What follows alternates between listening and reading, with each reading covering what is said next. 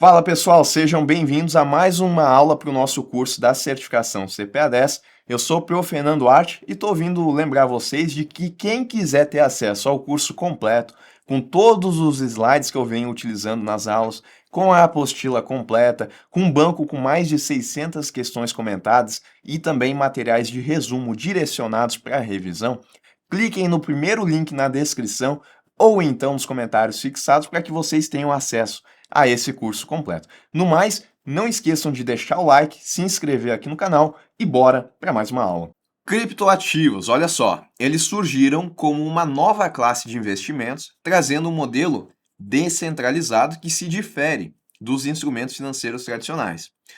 Diferente de ativos convencionais, onde que a gente tem essa diferença então em relação aos criptoativos? Como ações e títulos, os criptoativos eles operam por meio da blockchain, que é aquele banco de registros públicos, né, que possibilita que as transações elas sejam validadas pelos próprios participantes, sem a necessidade de um intermediário tradicional. Tá? Então esse é o ponto. Enquanto, por exemplo, os ativos convencionais eles dependem de intermediários para que as transações aconteçam, os criptoativos eles não precisam, e eles acontecem aqui por meio da blockchain. E aí, eles podem ser vistos sim como uma nova classe de investimentos, porque tem pessoas que colocam dinheiro ali para investir. Os investidores passaram a enxergar os criptoativos não apenas como um meio de pagamento digital, que foi assim que surgiu, né? Por exemplo, utilizar Bitcoin para fazer pagamento de algo. Não, tá? Também eles foram vistos agora como ativos financeiros que podem compor portfólios de investimento, oferecendo oportunidades de valorização e diversificação. Até porque o preço, vou utilizar o Bitcoin como exemplo de novo, o preço do Bitcoin ele vai variando, como se fosse uma ação. Então, né, se eu enxergar ali potencial de valorização, por que eu não posso colocar o meu dinheiro ali sem utilizar o Bitcoin para fazer pagamento nem nada desse tipo, apenas para enxergar a valorização. A maioria das pessoas que compram Bitcoin hoje em dia, elas fazem por conta disso, né? Esperam ali a valorização, não só o Bitcoin, que é um exemplo de criptomoeda que se encaixa aqui nesse contexto mais amplo de criptoativos, mas também qualquer outro tipo de criptomoeda. E aí, né, pelo fato das pessoas estarem enxergando isso como uma possibilidade de investimento, aí começou a acontecer aqui uma integração com o mercado tradicional. Então a gente vai ver ao longo dessa aula aqui alguns exemplos de como que isso pode acontecer. Porque no início a gente tinha essa separação, né? Mercado tradicional, ações, títulos de renda fixa, isso daqui ficava à parte e aí a gente tinha os criptoativos, as criptomoedas como um outro ambiente. Só que agora o mercado tradicional está conseguindo trazer opções de investimentos que utilizam aqui a ideia dos criptoativos, tá? Então, por exemplo, ETFs, que são negociados em bolsas, e também fundos de investimento que estão trazendo aí a compra de criptoativos, criptomoedas. Essa integração, qual que é a vantagem, né? Ela possibilita que investidores mais conservadores que não querem colocar o seu dinheiro diretamente nesses criptoativos, eles consigam acessar esse mercado com menor risco e dentro de um ambiente regulado, tá? Porque o mercado ali de criptoativos eu não tem uma regulação dos órgãos reguladores aqui do sistema financeiro, né? E já agora, quando eu falo de ETFs, fundos de investimento, aí eu passo a ter essa regulação. Mas, apesar de eles estarem sendo enxergados ali como uma nova classe de investimentos, a gente tem que entender também que existem riscos associados. Então, quais são exemplos desses riscos? A volatilidade, né? Por exemplo, se a gente pegar ali o histórico de alguma criptomoeda que seja mais emergente, a gente vai ver que existe muita volatilidade. A falta de regulamentação pelos órgãos reguladores, segurança também, né, dependendo de como que a pessoa vai fazer ali as compras, fraudes e golpes, a liquidez, às vezes também se é uma criptomoeda, um criptoativo mais emergente, que está surgindo no mercado, talvez não exista liquidez ali suficiente para conseguir vender ele, falhas tecnológicas, porque eles utilizam ali todo um ambiente de tecnologia, má gestão de carteiras, né, associada aqui com a volatilidade, pode fazer com que as pessoas percam dinheiro. Tá? Então, os riscos, eles existem. É claro que esses mesmos riscos aqui, em algum grau de medida, eles também estão presentes no mercado tradicional, mas é que aqui nos criptoativos eles tendem a ser maiores, tá? E é claro, vai depender do criptoativo, da criptomoeda que está sendo negociado. Se é mais emergente, pode ser que o risco ele seja ainda mais acentuado. Bom, aí a gente tem aqui o parecer de orientação da CVM de número 40. O que esse parecer ele traz para nós? Ele estabelece diretrizes sobre a aplicação das normas do mercado de capitais aos criptoativos.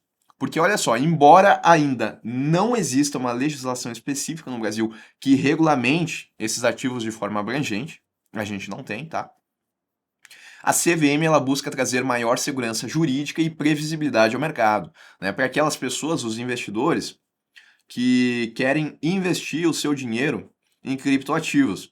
E aí, se esses criptoativos eles seguirem algumas características que a gente vai estudar agora, eles vão cair na regulação da CVM, mas não são todos, tá? São alguns.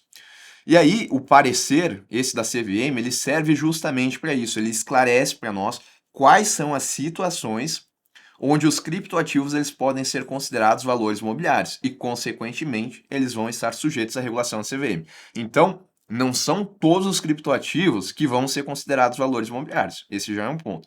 Mas aqueles que forem considerados valores mobiliários, eles se sujeitam à regulação da CVM. E vamos lá, né? A CVM, ela define os criptoativos como representações digitais de valores protegidas por criptografia, né? Por isso o cripto, cuja propriedade pode ser registrada e negociada por meio de tecnologias de registro distribuído, como a blockchain, que é onde a gente não tem uma instituição centralizadora. No entanto, nem todo criptoativo é automaticamente considerado um valor mobiliário. E aí, quais são as situações em que eles são? O parecer explica que um criptoativo ele vai ser tratado como valor mobiliário e, portanto, ele vai estar dentro aqui da regulação da CVM, sempre que ele se enquadrar na definição de contrato de investimento coletivo, o SIC. E isso vai acontecer quando existir a captação de recursos do público, que significa que o ativo ele é oferecido de forma ampla a investidores, então eu tenho essa oferta, que eu tenho um compromisso de investimento coletivo, o investimento dos participantes ele é reunido e aplicado em um empreendimento comum, e uma perspectiva de retorno. Existe essa expectativa de benefício econômico baseada nos esforços de terceiros, tá? Então, se o criptoativo ele atender a esses três critérios, ele vai ser considerado aqui como um contrato de investimento coletivo, o que faz com que ele seja um valor mobiliário. E se ele é um valor mobiliário, ele está sujeito à regulação da CVM, tá? E aí, o que ele vai estar sujeito, né, a essa regulação? Então, ele vai ser necessário aqui o registro de oferta, a prestação de informações periódicas e cumprimento das regras de governança corporativa. A entidade ali que está fazendo essa distribuição, ela vai ter que, então, trazer todas essas informações. Mas só reforçando, tá? Não são todos os criptoativos que vão seguir essas regras. São só aqueles que forem considerados valor mobiliário. E aí vai de interpretação para entender se ele atende a esses três critérios aqui. E aí, a CVM, ela também traz aqui para nós uma categorização dos criptoativos, tá? Em três grupos principais. Tokens de pagamento, que eles funcionam como um meio de troca digital semelhante a moedas, mas sem um laço governamental. São usados aqui para transações financeiras, como é o caso do Bitcoin e de algumas stablecoins lastreadas em moedas fiduciárias. Então, um token de pagamento é o Bitcoin, é uma criptomoeda que vai ser utilizada para fazer pagamento. Tokens de utilidade, isso segundo a classificação da CVM, tá? Oferecem ao titular acesso a produtos ou serviços específicos dentro de um ecossistema, sem conferir direitos financeiros sobre o empreendimento. São comuns em projetos que utilizam blockchain para viabilizar serviços descentralizados, tá? Então, o token de utilidade ele vai fornecer esse acesso a produtos ou serviços específicos dentro de um ecossistema. Essa é a definição. E tokens de pagamento é o meio de troca digital. Tokens referenciados ativos, ou security tokens, representam ativos tangíveis ou intangíveis, como participação em empresas, direitos sobre fluxos de receita futuros ou propriedades imobiliárias tokenizadas. Quando esses tokens conferem direitos similares aos de um contrato de investimento coletivo, também vão ser considerados valores imobiliários, tá? Então aqui eu tenho ativos tangíveis ou intangíveis com a participação em empresas. Vou separar aqui, ó, represento ativos tangíveis ou intangíveis que vão conferir direitos similares aos de um contrato de investimento coletivo, que daí, nesse caso, né, são considerados como valores mobiliários e sujeitos ali a regras de distribuição, de trazer ali as informações periódicas.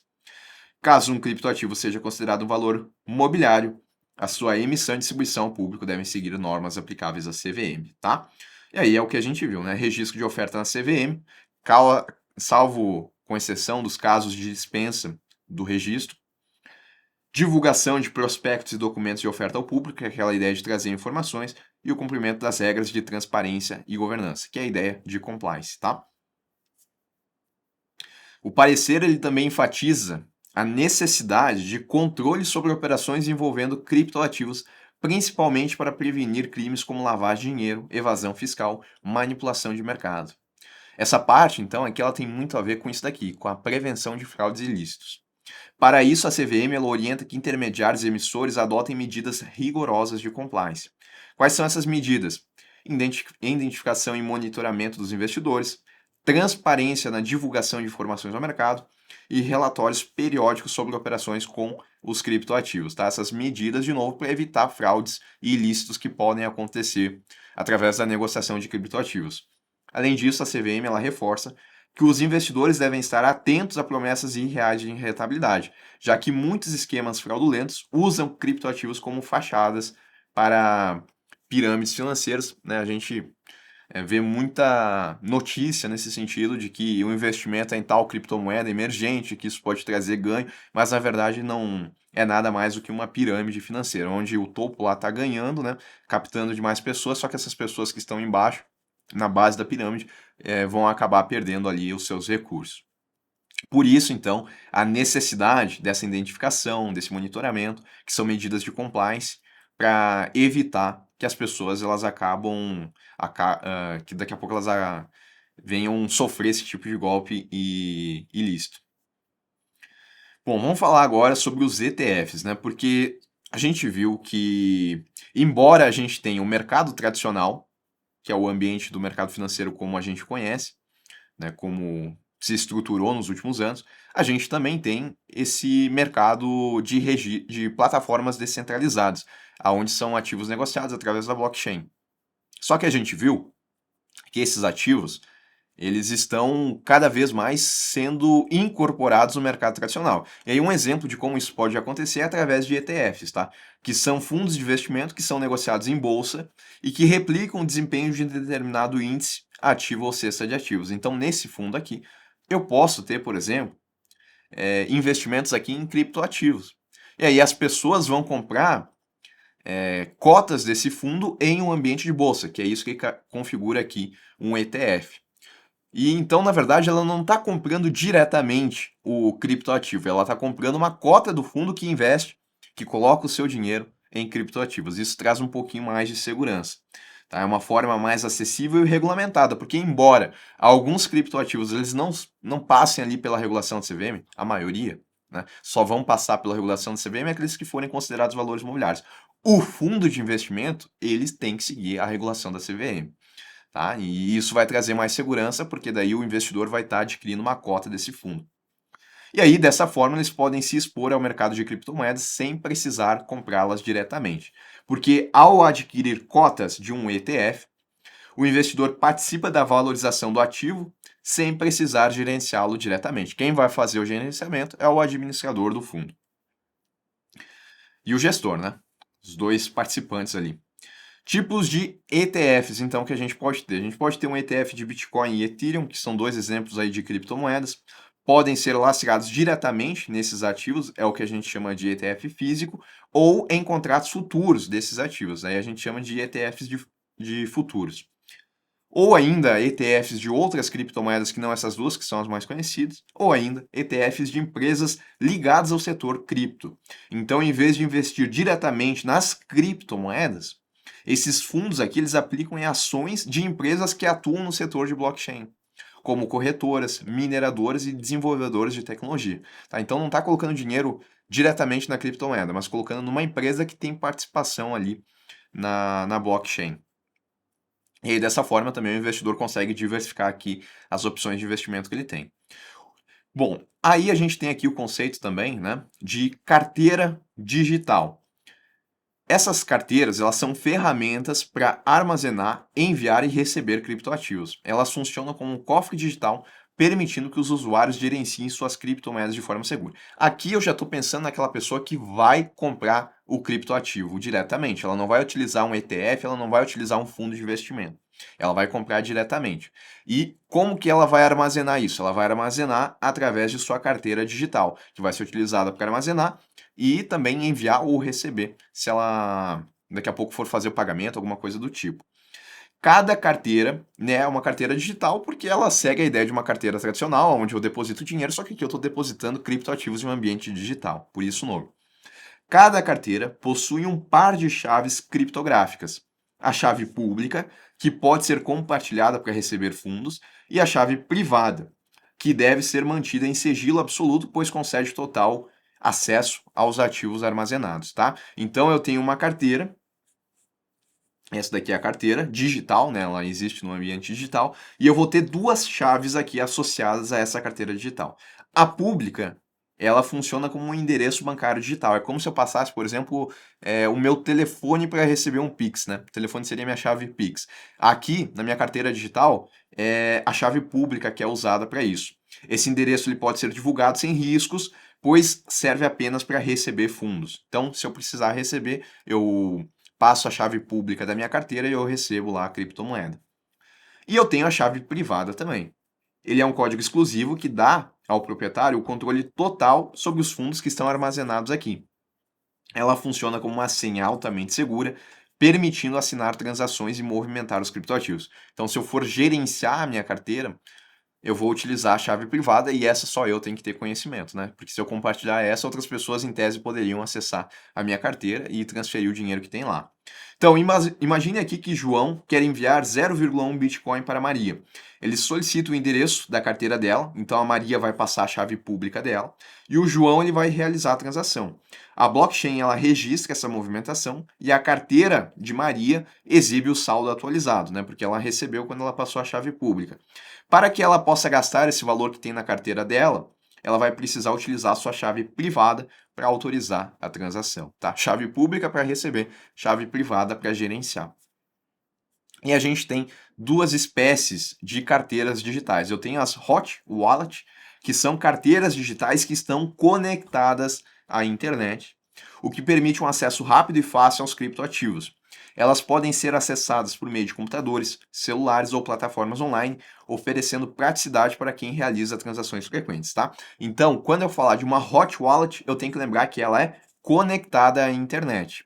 E aí eu tenho algumas espécies de hot wallets, tá? Eu tenho as carteiras web, que são disponíveis em exchanges e plataformas online. A gente já vai estudar o que é isso. Permitindo que os usuários acessem suas criptomoedas diretamente pelo navegador. Então, carteira web, navegador, web.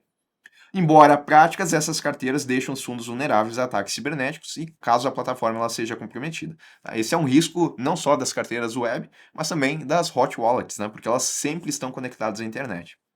Carteiras móveis. Aplicativos instalados em smartphones como o Trust Wallet e MetaMask, que oferecem conveniência e integração com plataformas DeFi e NFTs, né? Plataformas de finanças descentralizadas, e os NFTs, que são tokens únicos, né? Então aqui eu tenho a carteira lá no smartphone, mas que também tem a característica de estar conectada à internet.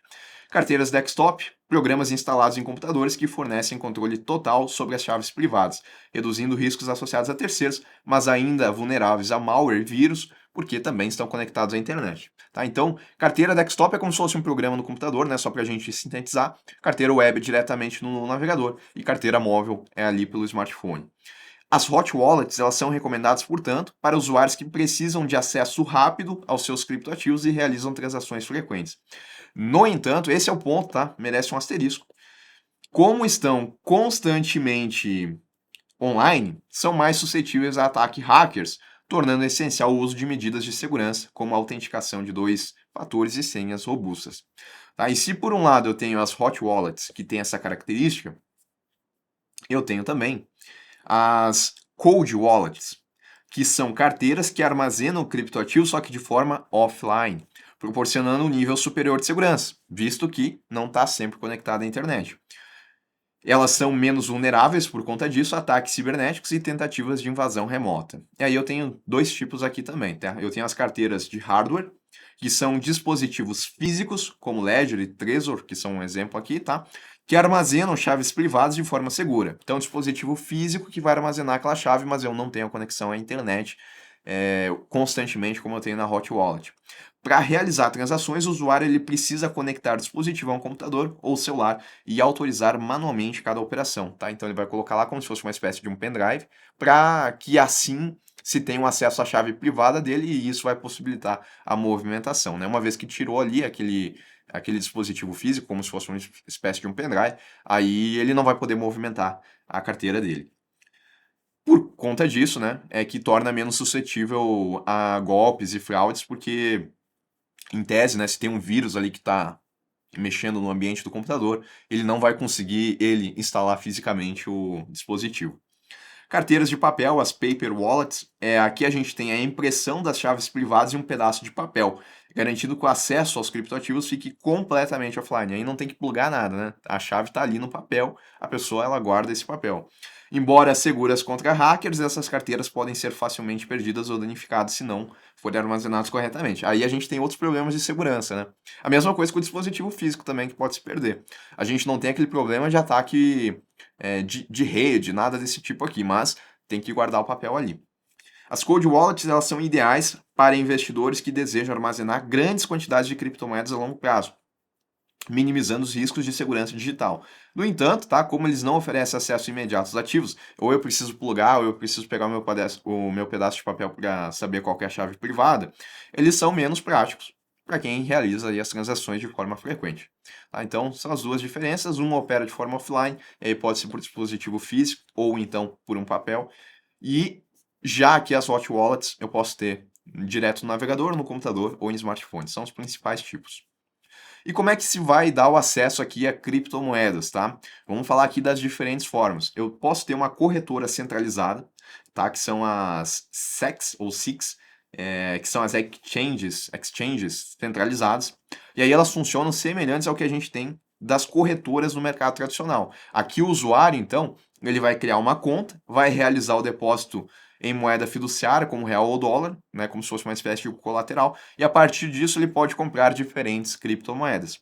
A custódia ela fica sob responsabilidade da corretora. Então, semelhante ao que aconteceria se eu fosse utilizar uma corretora para comprar ações, tá? Mas eu também tenho as corretoras descentralizadas, que são exchanges descentralizadas. Aqui os usuários negociam criptomoedas diretamente entre si, sem intermediários. Toda a operação ocorre por meio de smart contracts, ou contratos inteligentes, que são códigos que, verificando que as condições estão atendidas, eles vão executar aquela troca, por exemplo, de moeda. Como não há um órgão regulador ou suporte ao cliente, os usuários eles são totalmente responsáveis pela segurança de suas carteiras e transações. Então, eu elimino aqui a corretora como uma forma de custódia, tá? E eu tenho essas transações acontecendo através de smart contracts. Eu ainda tenho o caso aqui de uma forma mais manual ainda, tá? Que é o peer-to-peer. A compra e venda de criptomoedas entre usuários, sem intermediação de uma corretora, é chamada de transação peer-to-peer. Esse método ele permite negociações diretas e pode ser realizado por meio de plataformas especializadas ou até mesmo em grupos privados e redes sociais. É como se eu achasse uma outra pessoa e fizesse a troca diretamente por ela. Eu não vou ter aqui os smart contracts, tá? Que vão fazer essa automatização. Aqui vai ser de forma mais manual. Mineração de criptomoedas é uma outra forma de acesso a criptomoedas, mas aqui eu não estou falando da compra propriamente dita, tá? Computadores de alta performance resolvem cálculos complexos para validar transações na blockchain e, em troca, recebem recompensas na forma de novas unidades da criptomoeda minerada, tá? Então, é um exemplo aqui, por exemplo, é o que a gente chama, né, de prova de trabalho. O Bitcoin ele funciona assim, são vários computadores que concorrem entre si para resolver um cálculo matemático e esse cálculo matemático ele valida uma transação que aconteceu na blockchain. Uma vez que alguém acha a solução, valida aquela transação e a pessoa que achou a solução ela recebe uma recompensa que é uma forma de criptomoeda, né? Que é uma porção ali de uma criptomoeda. Isso é o que a gente chama aqui de mineração. O staking e recompensas de protocolos DeFi, outra forma aqui de acesso também. O staking ele permite que os usuários depositem suas criptomoedas em uma blockchain que opera com um mecanismo de prova de participação, ou Proof of Stake. Em troca, eles recebem recompensas por ajudar a validar transações e manter a rede segura. Tá? Então é diferente, por exemplo, da prova de trabalho. né, que é o caso da mineração de Bitcoin, por exemplo. No Bitcoin, que é a prova de trabalho, tem pessoas que concorrem, né, computadores que concorrem para resolver uma equação matemática e validar a transação financeira e recebem a criptomoeda. Na prova de participação, é diferente. Os usuários, eles depositam suas criptomoedas e aí eles podem, né, ser selecionados ali para resolver uma equação matemática e validar a transação que está acontecendo. Eles não concorrem, né, no sentido de estarem ali resolvendo o mesmo cálculo matemático, mas eles precisam fazer esse depósito aqui de suas criptomoedas. E aí, dessa forma, nessa prova de participação de que eles estão ali, eles vão conseguir, então, validar as transações e, por conta disso, vão receber recompensas. Plataformas descentralizadas também oferecem liquidity pools, né, pools de liquidez, onde os usuários eles fornecem liquidez para trocas de tokens e são recompensados com taxas de transação. Então, uma outra forma, né, de estar ali tendo essas ofertas de compra e venda para trazer liquidez aos ativos que estão sendo negociados. Quem está ali nesses pools aqui de liquidez também pode receber uma recompensa em forma de criptomoeda, o que também é uma forma de acesso a esses criptoativos.